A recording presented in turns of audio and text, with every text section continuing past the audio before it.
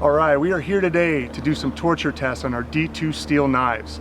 D2 steel is one of the toughest and most wear-resistant steels that you can buy.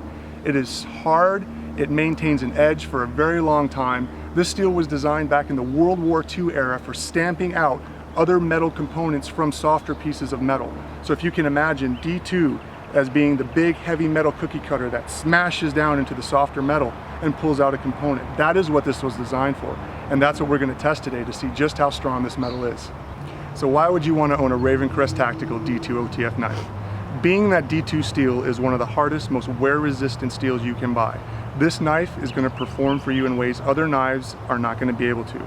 It is sharp, sharper than most other knives, and it's going to retain its edge for longer, which means you're going to be able to cut more and cut harder without having to sharpen as often.